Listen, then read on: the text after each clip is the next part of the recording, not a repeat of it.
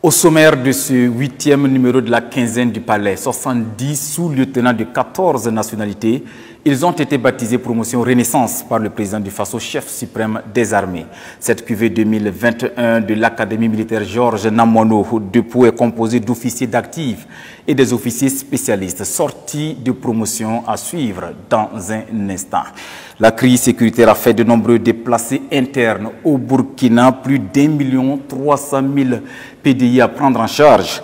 Le RSU, le registre social unique des ménages et personnes pauvres et vulnérables au Burkina Faso, est créé pour gérer au mieux cette crise humanitaire. Le renforcement du processus de décentralisation, troisième chantier du programme quinquennal du président du Faso, décryptage de Bruno Dipama dans la rubrique grille de lecture. Il est le directeur général de l'Agence pour le développement des collectivités territoriales. Madame, Monsieur, bonsoir et merci de nous suivre.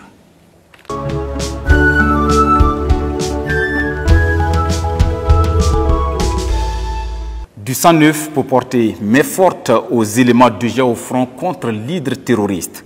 La cuvée 2021 de l'Académie militaire Georges Namoiano de Pau est composée de 60 élèves officiers d'actifs et de 10 élèves officiers spécialistes.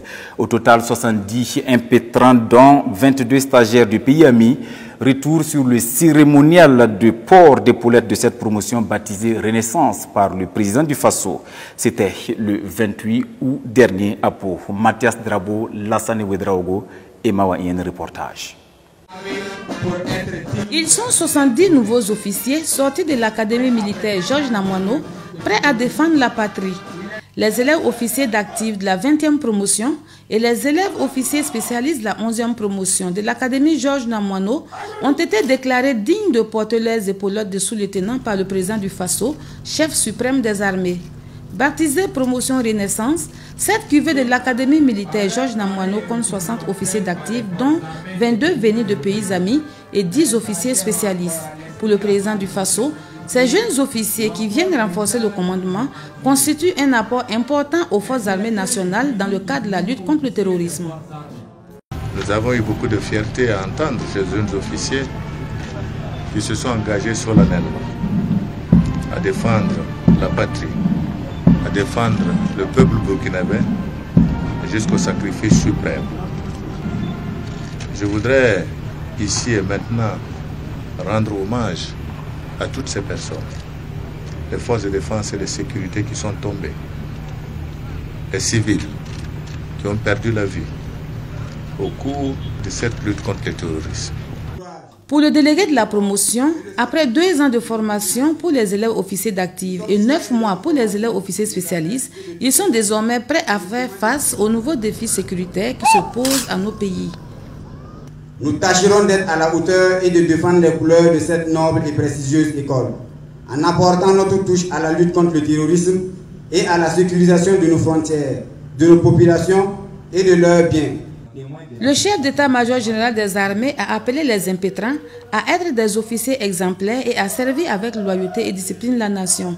À l'issue de la cérémonie de port d'épaulettes, les nouveaux sous-lieutenants ont reçu leur parchemin de fin de formation au cours d'un dîner offert par le chef de l'État à son pied-à-terre. Le parrain de la cérémonie Renaissance est Yero Bouli, ancien ministre de la Défense. Sachez que face à la recrudescence des attaques terroristes au pays des hommes intègres, le président du Faso, Roch Marc Christian Kaboré, ministre de la Défense nationale et des anciens combattants, a présidé une session du Conseil supérieur de la Défense nationale le 8 août dernier. Les membres du Conseil ont fait le point de la situation sécuritaire nationale et discuté des mesures urgentes à prendre pour endiguer le phénomène. Le président du Faso a salué la détermination des forces de défense et de sécurité, ainsi que des volontaires pour la défense de la patrie qui ont remporté de nombreuses victoires contre les ennemis de la nation. Le chef de l'État les a surtout exhortés à garder le même engagement patriotique. Parlons à présent de la promotion du développement des économies africaines. Le sujet a été au menu du 4e sommet du G20 sur l'initiative Compact with Africa, tenu à Berlin le 27 août dernier. C'est par visioconférence que le président du Faso, Roch Marc Christian Kaboré, a pris part à cette rencontre voulue par la chancelière allemande Angela Merkel pour attirer plus d'investisseurs en Afrique. Les précisions de Drissa Dawo, Bourema Lankwande et Eleonore Ouedraogo. Le G20, qui regroupe 19 pays les plus riches du monde, plus l'Union européenne, en concertation avec des dirigeants africains.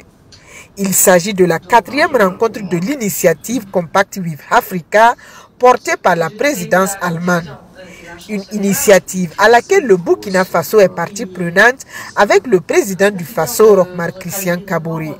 En décidant d'aller à l'initiative Compact with Africa, le Burkina Faso était engagé à entreprendre d'importantes réformes structurelles en vue de créer les conditions les plus favorables au développement du secteur privé.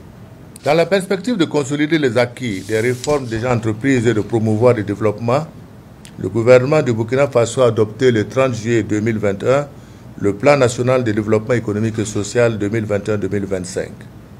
Ce plan vise à renforcer la sécurité et la paix, à consolider la résilience de la nation en vue d'une croissance économique plus forte, inclusive et durable.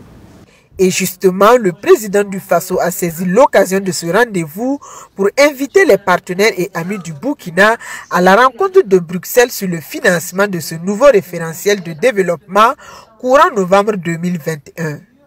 Au cours de ce 4e sommet de l'initiative Compact with Africa, plusieurs sujets ont été évoqués selon le ministre délégué auprès du ministre de l'économie, des finances et du développement chargé de l'aménagement du territoire et de la prospective, Pauline Zouré. Il s'agit entre autres de l'accès au vaccin contre la COVID-19 par les Africains avec la possibilité d'un transfert de technologies pour la fabrication sur le continent, de l'augmentation des droits de tirage spéciaux de la dette africaine.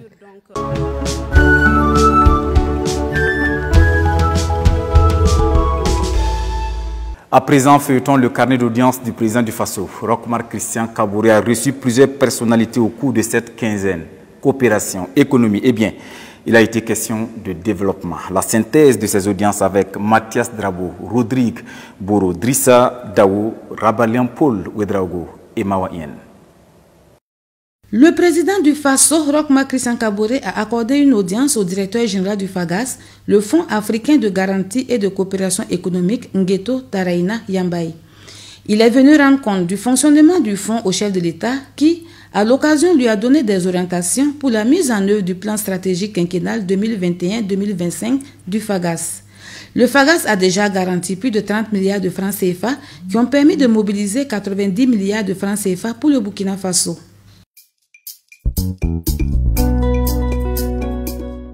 L'Académie nationale des sciences, des arts et des lettres du Burkina Faso a remis son rapport d'activité 2020 au président du Faso, Roch-Marc Christian Kaboré. Selon le président de l'Académie, Dr Paco Sérémé, ce rapport retrace les grandes actions entreprises par l'institution dans le cadre de la promotion des sciences, des arts et des lettres et fait une analyse prospective sur les impacts de la pandémie de la COVID-19.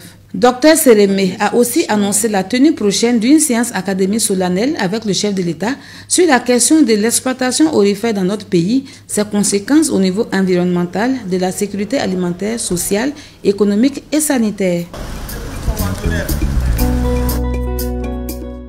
Présent à Ouagadougou dans le cadre d'une rencontre tripartite entre le Burkina Faso, le Mali et l'Agence des Nations Unies pour les réfugiés HCR, le ministre délégué chargé de la solidarité, de l'action humanitaire, des réfugiés et des déplacés de la République du Mali, Oumarou Diarra, a été reçu par le président du Faso. Il a remercié le chef de l'État pour son accompagnement et son appui à l'endroit du peuple malien. Oumarou Diarra a également saisi cette opportunité pour témoigner sa compassion au peuple burkinabé victime d'attaques terroristes. Nos réfugiés. Le président du Faso a eu un échange avec le sous-secrétaire général des Nations Unies et greffier du mécanisme chargé d'exercer des fonctions résiduelles des tribunaux pénaux internationaux Aboubakar Tambadou. Les échanges ont porté sur la coopération entre le Burkina Faso et le mécanisme. Selon Aboubakar Tambadou, le président du Faso l'a rassuré sur la poursuite de la coopération et le soutien continu du gouvernement burkinabé. Le médaillé de bronze aux derniers Jeux olympiques de Tokyo, Hugues Fabrice Zango, a présenté sa médaille au président du Faso.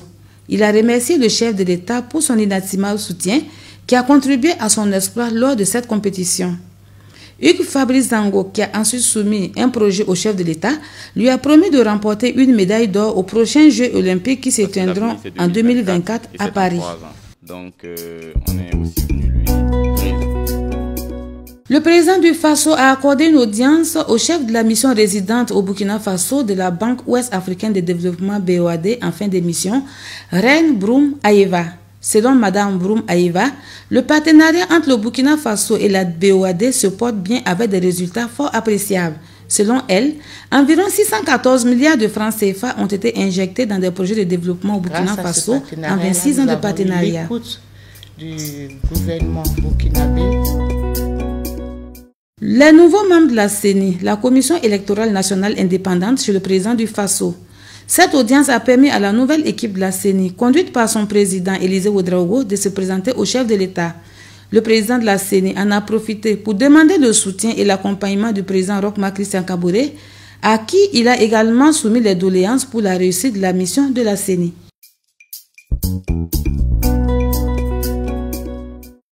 Le président du Faso a accordé une audience au secrétaire permanent de l'OADA, l'Organisation pour l'harmonisation en Afrique du droit des affaires, Emmanuel Sibidi Darankoum. Il est venu remercier le chef de l'État pour tout le soutien dont il a bénéficié et échanger avec lui sur les difficultés et surtout sur les défis de son organisation. À sa sortie d'audience, il a dit avoir reçu les orientations du président du Faso sur les différents axes sur lesquels les interventions sont entendues pour permettre aux institutions de Burkina Faso de bien assimiler le cadre juridique mis en place par les instruments de l'OADA. L'ambassadeur de la République de Tunisie, Mohamed Haloum, est en fin de mission au Burkina Faso.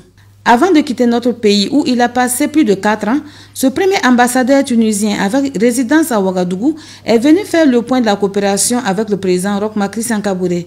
Le diplomate tunisien s'est félicité de l'excellence de la relation entre Tunis et Ouagadougou qui se traduit par des visites de hauts responsables des deux pays.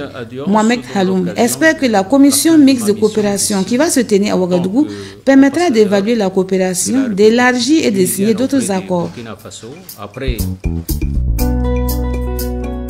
Le président du Haut Conseil du dialogue social, professeur Domba Jean-Marc Palme, a remis au président du Faso le rapport général d'activité de l'institution depuis sa création. Selon le professeur Palme, les principales crises traitées par le Haut Conseil du dialogue social sont essentiellement liées au secteur du bâtiment et à celui du transport. Parlant du secteur du transport, il a indiqué que son institution a pu apaiser les tensions tout en accompagnant les acteurs dans la création de leur fêtière.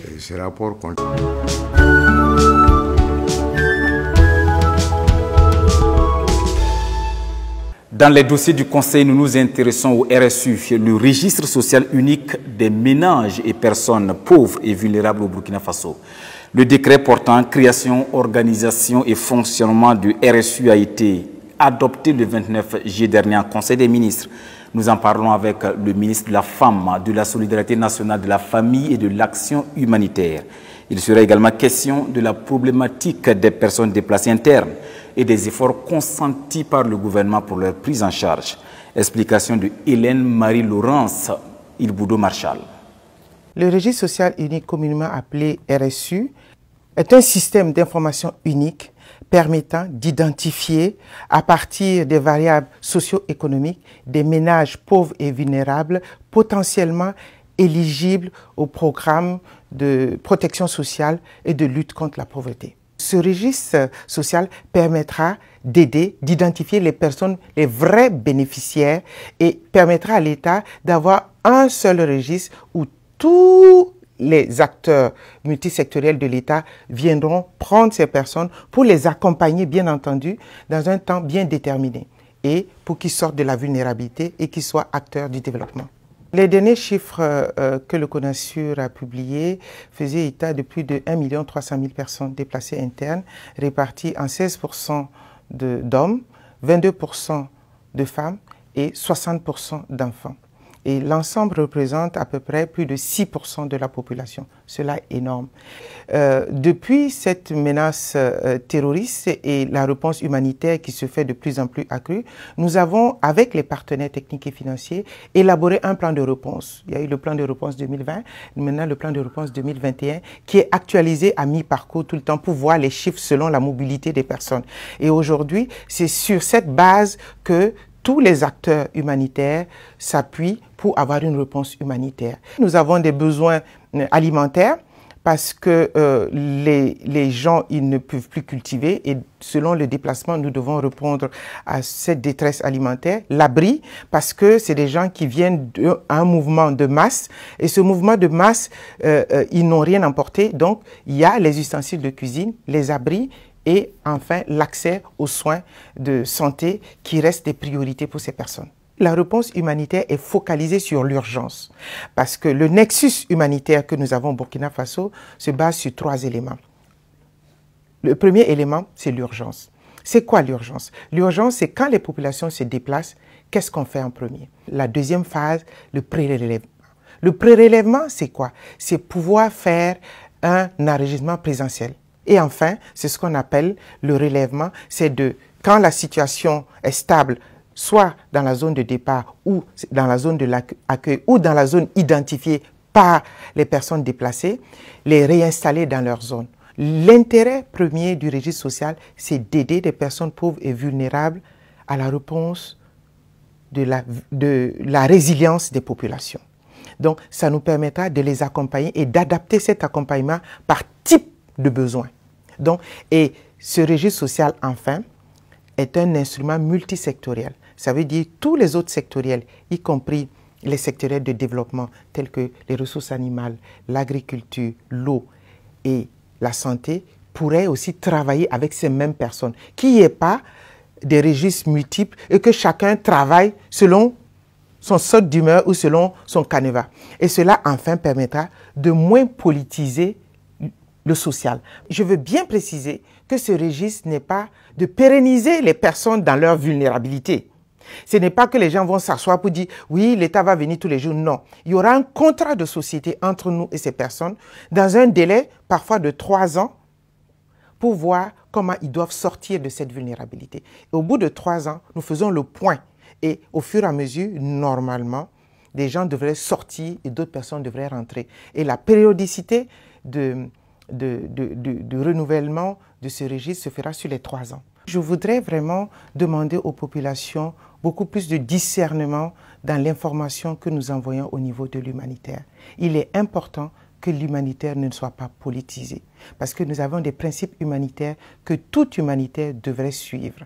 Aujourd'hui, je voudrais déjà dire merci aux populations hôtes, les premiers à venir en secours à leurs frères déplacés, et leur dire combien nous sommes satisfaits de leur approche. Aujourd'hui, c'est dans la solidarité que nous allons réussir le combat qui nous est imposé. Nul n'est assez grand pour se passer de la solidarité, mais nul n'est assez petit pour se dire qu'il ne peut pas aussi venir en secours aux autres. C'est ensemble que nous relevons ce défi.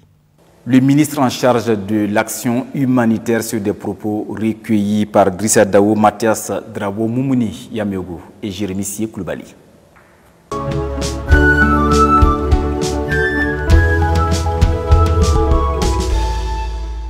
Concrètement, une autre rubrique de la quinzaine du Palais, le pont du Nazinon, un ouvrage de franchissement en construction depuis plus d'une décennie sur la RN5.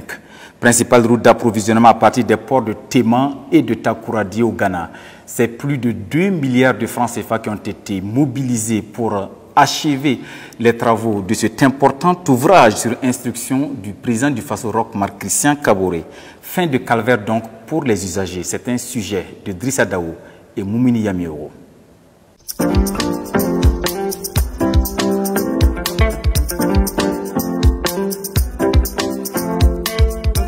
Franchement, le nouveau pont, ça nous a plu beaucoup. L'État a fait un bon travail pour ça. Voilà. Ça, avant là, c'était trop dur, c'était dur même. Dès qu'on se croise là, c'était difficile. Mais maintenant, ça va.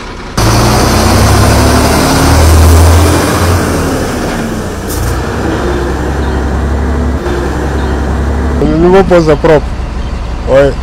Parce qu'avant on passait sur l'autre côté, maintenant on est à l'aise. Oui, il n'y a pas d'inquiétude.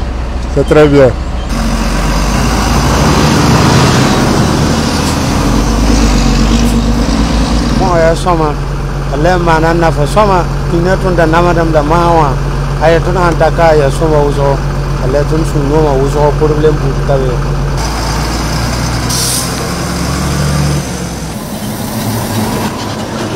En tant que député, je ne peux que me réjouir, en tout cas, de la réhabilitation totale et de la qualité du travail qui a été fait.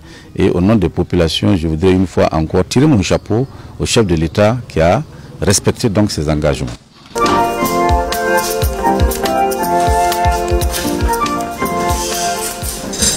C'est avec joie que nous avons accueilli la finition de ce pont qui a traîné pendant plus de 10 ans. Donc la première des choses, c'est de remercier son Excellence, le président du Faso, Roch Christian Kaboré. Parce que c'était vraiment quelque chose qui nous tenait au cœur et qui nous fatiguait. Ça veut dire pendant l'hivernage, quand tu vas vers Ouagadougou, tu as peur même de traverser ce pont-là. Et on se posait la question, qu'est-ce qui a empêché qu'on finisse ce pont? Un pont qui a commencé près de 10 ans. Donc aujourd'hui ce pont est terminé. Vraiment ça nous fait honneur et ça nous facilite l'accès à la capitale. Vraiment nous sommes satisfaits de ce pont-là. Et puis quand tu regardes même la hauteur par rapport à avant là, tu sens que c'est un travail très bien fait. L'une des priorités que nous avions dès 2016 était donc de recommencer la construction de ce pont particulièrement important. C'est un pont qui nous aura coûté un peu plus de 2 milliards 200 millions, aussi bien les travaux que le contrôle. Avant la mise en service du pont, nous avons procédé à ce qu'on appelle les essais de charge. Vous savez que ce type de pont, aussi bien que les autres ouvrages, on ne les met pas en service sans s'assurer que les essais de charge sont concluants. Il y a aussi la garantie décennale qui a été prise sur ce pont. C'est une garantie qui est habituelle également.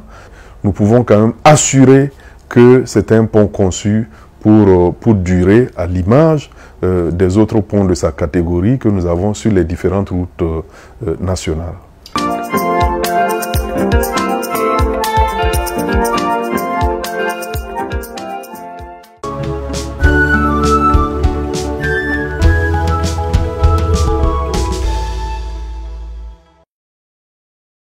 Comme annoncé en début d'entretien, le troisième chantier du programme présidentiel est consacré au renforcement de la décentralisation au Burkina Faso. Nous en parlons justement avec le directeur général de l'Agence nationale d'appui au développement des collectivités territoriales, Bruno Dipama. Bonsoir. Bonsoir. La décentralisation en cours depuis une quinzaine d'années au Burkina Faso. Le troisième chantier du chef de l'État, dans son programme, donc, il a annoncé l'ouverture d'horizons plus large aux régions. Concrètement, de quoi il s'agit? Concrètement, il s'agit de rendre la décentralisation encore plus réelle dans les faits, parce que c'est une option que le Burkina Faso a fait déjà à travers la Constitution du 2 juin 1991, et nous devons y aller. Et nous sommes à une phase, c'est-à-dire le cycle 3 de la décentralisation, qui commande que le principal instrument de financement de la décentralisation, à savoir le Fonds permanent pour le développement des collectivités territoriales, puisse connaître une mutation institutionnelle pour être à niveau pour un meilleur accompagnement des collectivités territoriales. Le chef de l'État l'a promis, je cite, réformer le dispositif de financement de la décentralisation, c'est-à-dire renforcer l'autonomie financière des collectivités territoriales. Où en est-on avec cette réforme-là? La décentralisation même est consacrée par la loi 055 de 2004 portant cours général des collectivités territoriales, qui dit à son article 141 que pour l'accompagnement technique et financier des collectivités territoriales, il est créé le Fonds permanent pour le développement des collectivités territoriales. Et comme je l'ai dit, c'est encore un engagement du chef de l'État de reformer cet instrument pour le rendre encore plus efficace, d'où l'érection du Fonds permanent pour le développement des collectivités territoriales en Agence nationale d'appui au développement des collectivités territoriales pour un accompagnement plus efficace de la décentralisation. Le transfert des compétences et des ressources de l'État aux communes, est-ce que c'est une réalité aujourd'hui? Alors, c'est une réalité, puisque parmi les 11 blocs de compétences identifiés, l'État, au niveau central, fait l'effort d'opérer le transfert, mais ce qui est important, c'est de préparer les collectivités territoriales à assumer comme il se doit leurs responsabilités. Parce que transférer suppose que le pouvoir et les compétences quittent d'un endroit pour atterrir à un autre endroit, c'est-à-dire entre les mains des collectivités territoriales. D'où la nécessité de les accompagner techniquement afin qu'elles soient à niveau pour pouvoir gérer comme il se doit ces compétences qui leur sont transférées. Dans l'offre politique du président du Faso, il est aussi question de programme de promotion de communes modèles. Quelles sont les visées d'une telle démarche? Cela vient s'emboîter dans ce que nous avons même déjà entrepris à notre petite échelle, parce que nous avons initié un système de bonus et de malus pour récompenser les communes les plus méritantes. La commune méritante, c'est celle qui conçoit des projets, qui répond aux attentes des populations. La commune modèle, c'est celle qui est capable d'absorber le volume de financement qui est dirigé vers elle. Et c'est enfin celle qui est capable de s'organiser pour que la délivrance de services aux populations qui sont les ultimes bénéficiaires des interventions des collectivités territoriales soit une réalité et soit bien assurée. Des communes modèles, depuis que vous l'avez expérimenté, est-ce que les choses changent? Ça change dans la mesure où, pour nous, c'est principalement une incitation financière. Je parlais tout à l'heure de système bonus-malus. Les bonus, c'est pour les communes les plus compétentes, c'est donc dire que c'est des communes qui bénéficient de ressources supplémentaires en plus de ce que nous allouons aux autres collectivités territoriales. La question foncière reste et demeure une préoccupation majeure pour les communes. DG, que propose le président Roch Marc Christian Kaboré pour sortir de l'ornière? La question foncière doit être gérée au niveau central par le gouvernement, c'est ce qui est en train d'être fait par le ministère de l'Habitat et de l'Urbanisme, mais également au niveau des collectivités territoriales. Et comme vous le savez, il y a d'abord des lois qui vont suivre très prochainement avec des décrets d'application. Donc nous allons voir une meilleure implication des collectivités territoriales. Merci Bruno Dipama, directeur général de l'Agence nationale d'appui au développement des collectivités territoriales. Je rappelle qu'avec vous, il a été question du renforcement du processus de la décentralisation au Burkina Faso, contenu donc dans le 3e chantier du programme du président du Faso. Je vous remercie. Ainsi s'achève ce 8e numéro de votre magazine La Quinzaine du Palais. Merci de votre fidélité à cette émission qui fait la rétrospective des activités du chef de l'État. Madame, Messieurs, bonsoir et à la prochaine pour un autre numéro.